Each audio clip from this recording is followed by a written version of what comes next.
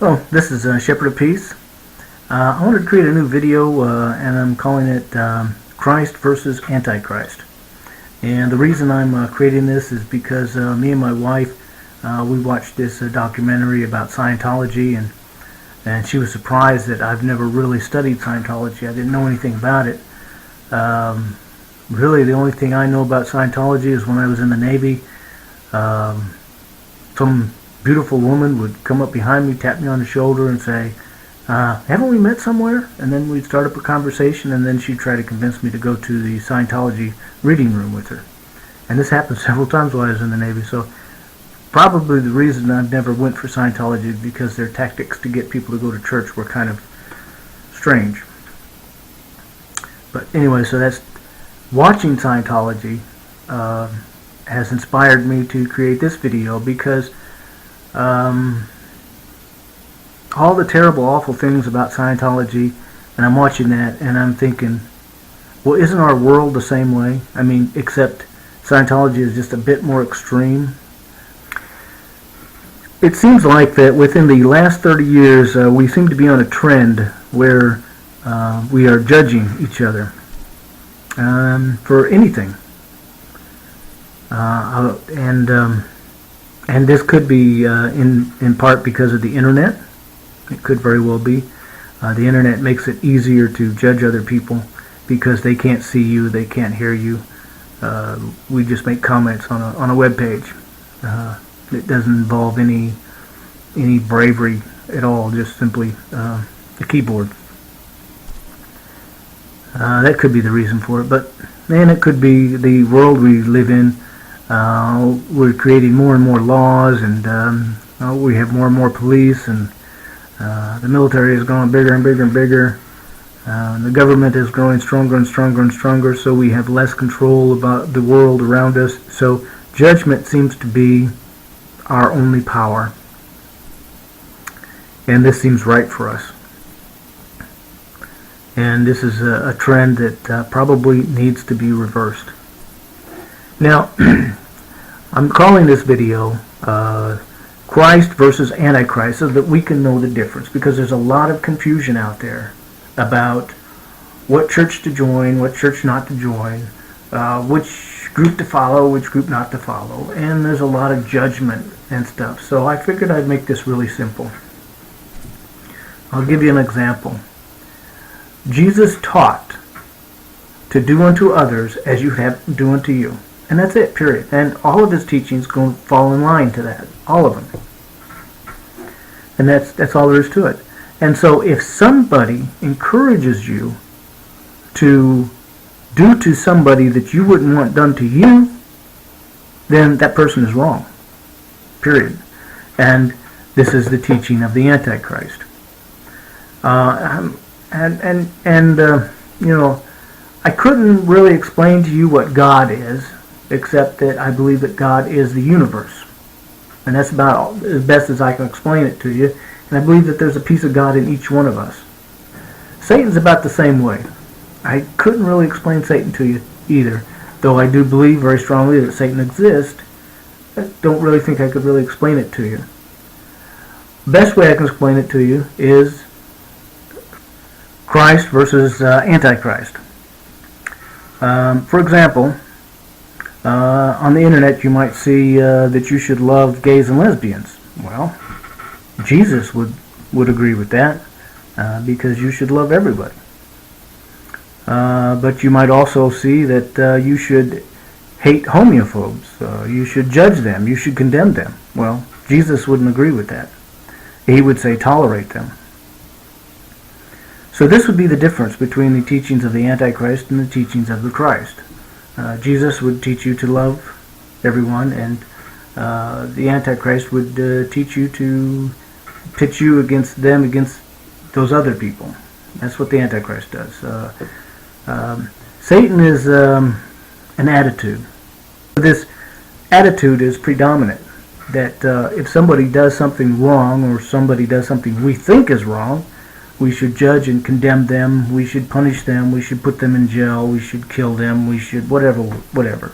Somehow they should be punished, tortured, condemned, judged, disassociated with, unfriended, whatever. This is the attitude of the earth, because Satan is the ruler of this earth. But the teaching of the Christ is that we should all love one another and tolerate each other. And this may not make a lot of sense to you, but you have to realize that punishment is not a solution. War is not a solution. The death penalty is not a solution. Filling our jails up with people is not a solution. Unfriending everybody, disassociating ourselves with everybody, refusing to be a part of anything or anybody, all that stuff is not Christ-like. And I'll explain to you why. If God is the universe, and the peace of that universe is within each one of us, we are in fact a small little piece of God, as Jesus explains to the Pharisees or the scribes. He says, "Doesn't the Bible explain to you that ye are gods?" So there's a piece of God in each one of us, and we are encouraged to become a part of everyone else. This is what love is all about. Together we can accomplish great things. But when we divide ourselves up and the enemy pits us against them, whenever you get into this fight, us against them, it's wrong. Just don't join in. Because Satan is the ruler of this earth, the teachings of Jesus are rare. They were taught by Jesus. Very few other people teach them. And those who did were great people, but they were still few. And yet many people claim to follow Jesus and Gandhi and Confucius and all the other great ones, but yet they don't do the things that these great people taught. They do the opposite, it appears.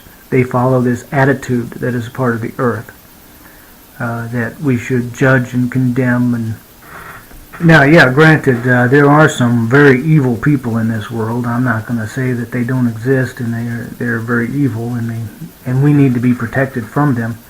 But they are much more rare than our fears of others justifies. And of course, some of these evil people are probably ruling over us. I don't doubt that one bit. But what we need to understand is, together we stand, divided we fall. I'm sure you've learned that in school. That was the theme that created America. And pretty much, if we're fighting with one another, then we can't be winning to make this world better for us. And the powers that be seem to encourage us to fight amongst each other. Love this person, hate that person. Give this person mercy, condemn this person. Have patience with this person, don't tolerate that person, so on and so forth. And they pit us against each other, men against women, black against white, free people against police. Always, if you watch TV and you surf the internet or listen to the radio, pay attention to the messages that they're giving you.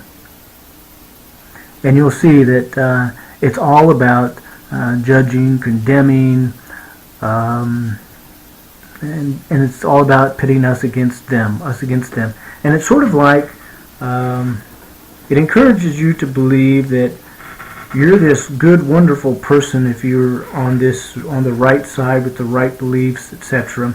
And everybody else is, they're trash, dirt, no good. And this is something that is always encouraged. And this is something we need to pay attention to. And this is something that we need to stop. And we need to be careful about not being politically correct. There's this, some people are like this more than others, but a lot of us are afraid to express our opinion or belief if it is different than anybody else's. So we will change our mind, or we will change our beliefs if everybody else agrees. So we're sort of like this collective idea. And the media puts this out. The media, there'll be a TV program. They'll create this idea where we're supposed to hate these people and love these people. And collectively together we'll all agree. And nobody will stand up and say, wait a minute, this ain't right. This isn't what Jesus taught. Because we're afraid of what other people will think of us. And see, this is what we need to change. We need to go into that universe that's within us, that connects us to God, and communicate with that, and with that join others, because everyone else has this same thing within them. So we need to go inside and connect with others from the inside rather than from the outside and be politically correct, or as the rulers of the earth would have us be. Because the powers that be, who are becoming richer and making the rest of us poor, who are creating war, who are spending $7 trillion on war and spending not even $1 trillion on hungry people, is pathetic. It is pathetic, and we can change that. We can live in a world where no one is hungry. We can live in a world where there is no war. We can live in a war, and we seem to believe that war is necessary because there's an enemy out there, but what we don't realize is that they created this enemy. They created this enemy so we can go to war and fight this enemy, so that they can invest $7 trillion into war, and from this investment they make quite a bit of a profit. And this continues on and continues on while they get richer and we get poorer. It's insane. It's so as above, so below. Let it be on earth as it is in heaven. Let's follow Christ. Let's discard the teachings of the Antichrist that teaches us to judge each other. Let's take the power. Let's take control. Let's take the earth back from the powers that be that seem to be ruling this earth, that seems to be dragging us down to our ruin. We can do it. Thank you for listening to me. I know I've taken a lot of your time, and if you made it this far, I do appreciate it. Peace and love.